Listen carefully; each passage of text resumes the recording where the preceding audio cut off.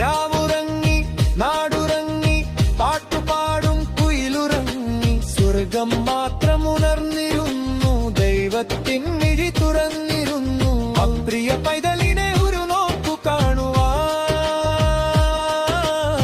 സ്വർഗം താഴെ ഭൂവിൽ വന്നു